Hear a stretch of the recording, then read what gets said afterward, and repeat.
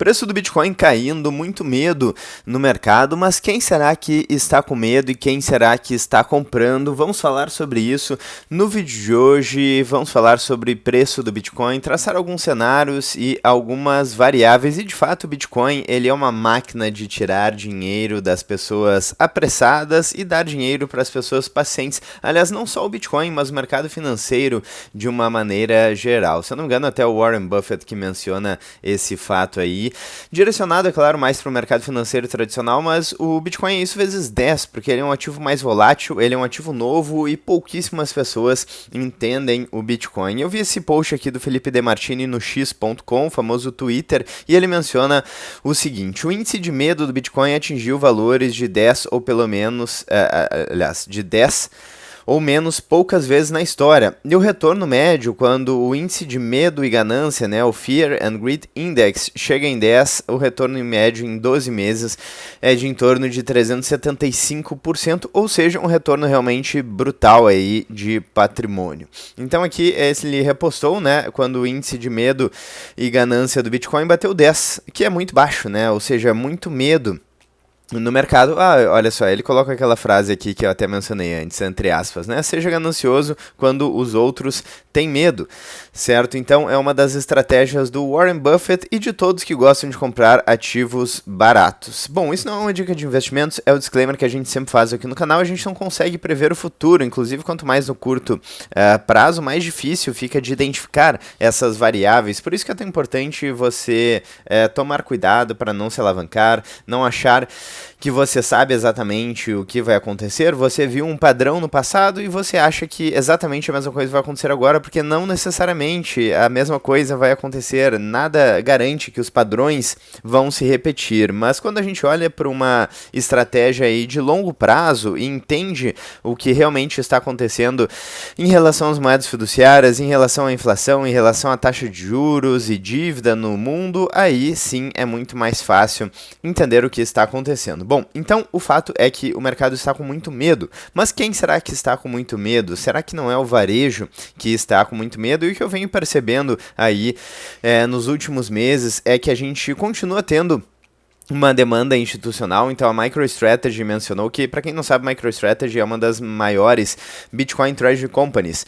tesourarias de Bitcoin, ou seja, uma empresa que compra Bitcoin aí e coloca em caixa, que basicamente troca a moeda fiduciária por Bitcoin, justamente porque ele entendeu esse jogo de que o Bitcoin é um ativo mais escasso e é uma moeda melhor do que as moedas fiduciárias. Para exemplificar aqui o que eu estou falando, então vamos dar uma olhada aqui, preço do Bitcoin, vamos falar em seguida aqui, mas vamos olhar primeiro para a decadência das moedas fiduciárias. Então o dólar já perdeu mais de 97% do seu poder de compra desde 1913, o real também vem perdendo seu poder de compra, o euro também. As moedas fiduciárias estão colapsando, por isso que você vai no supermercado e tudo está ficando mais caro ano após ano. Claro que em alguns países isso é pior.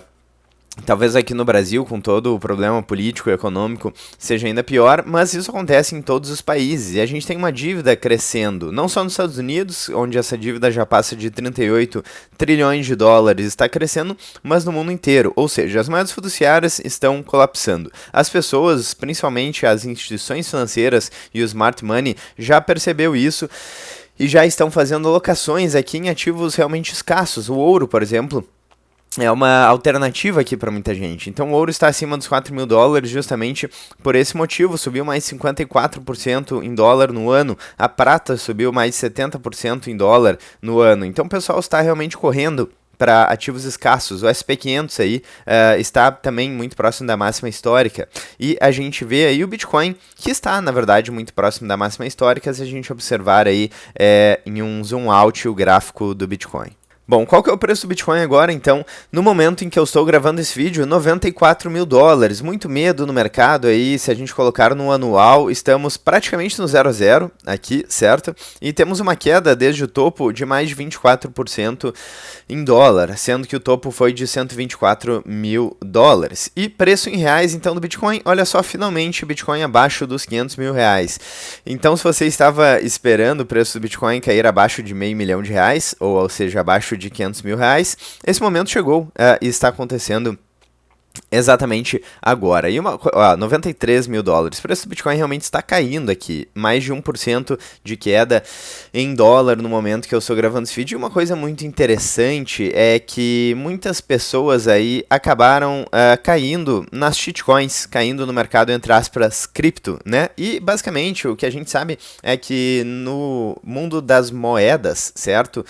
Existe um certo fator que a gente chama de the winner takes all. O que é isso? O vencedor leva tudo, ou seja, existe um efeito de rede nas moedas, de forma que a melhor moeda ela se sobressai sobre as demais. Então, se a gente pegar a história da humanidade, conchas já foram utilizadas aí como moeda, como forma de pagamento, o sal já foi utilizado como moeda e várias outras coisas já foram utilizadas como moeda, mas ao longo do tempo a melhor moeda prevalece e quando a gente fala de, entre aspas, criptomoedas, o Bitcoin ele é diferente de todo o resto, então todas as pessoas que acharam aí que a gente teria uma out-season estão quebrando a cara, porque embora o Bitcoin esteja próximo da máxima histórica, foi uma queda leve, as shitcoins aí estão caindo muito mais, então o primeiro disclaimer aqui do vídeo talvez seja o cuidado com as shitcoins, certo? Quando a gente fala de uma potencial restauração monetária, a gente está falando do Bitcoin e não das shitcoins. E quando a gente fala de varejo, muitas pessoas acabaram entrando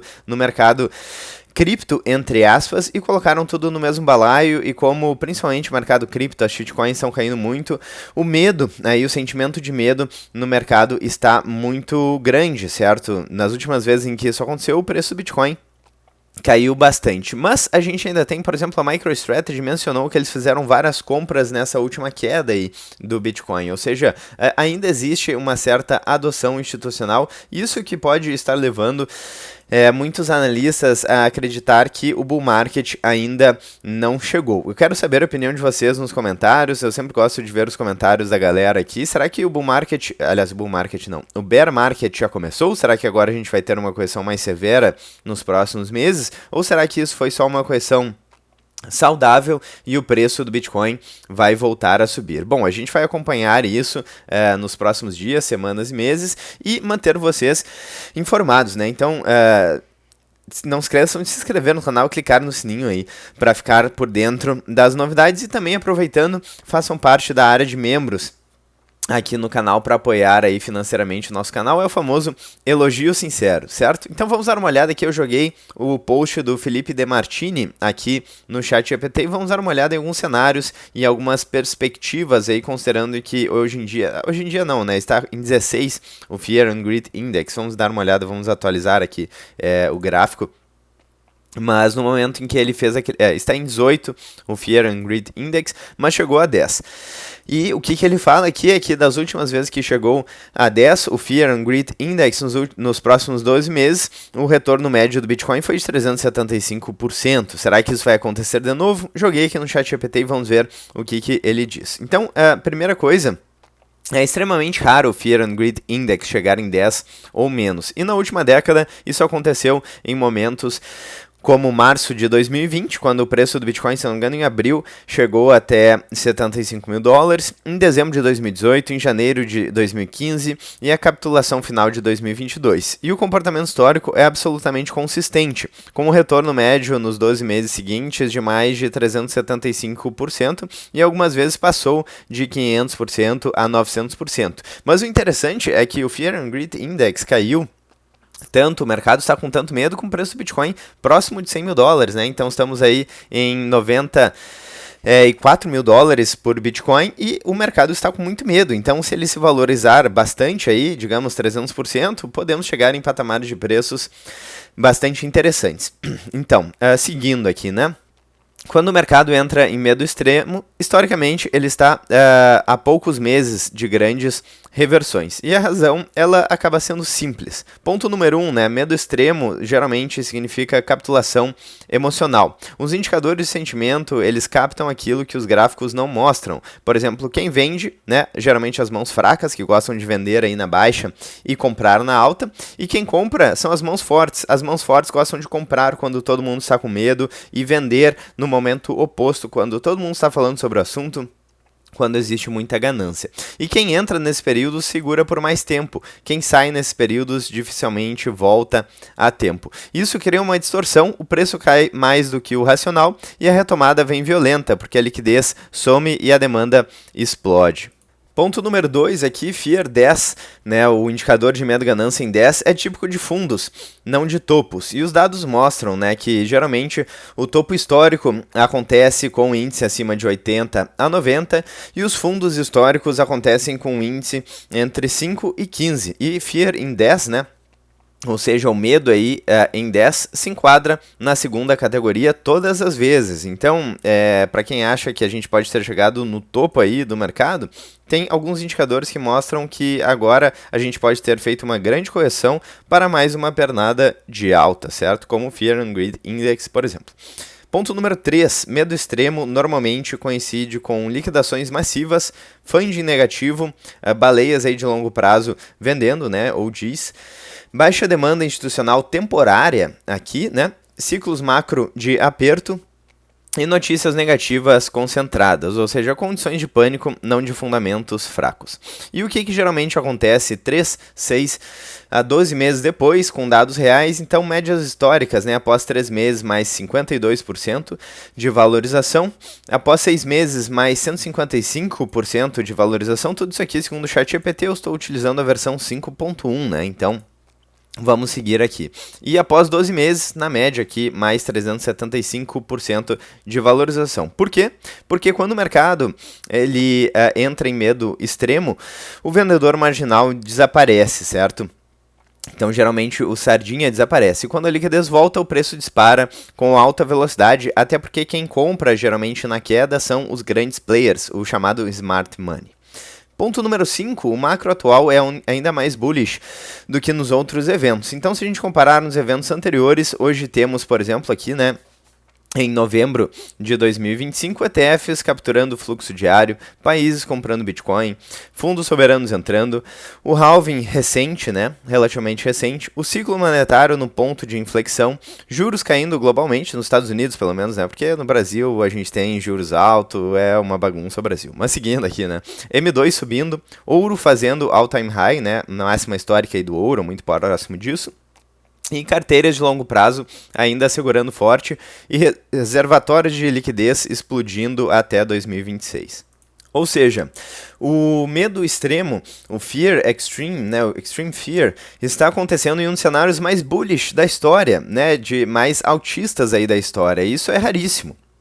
Então, tem aqui uma frase feita com o ChatGPT em relação a toda essa análise, né? Toda vez que o Fear and Greed bateu 10, o Bitcoin não estava barato.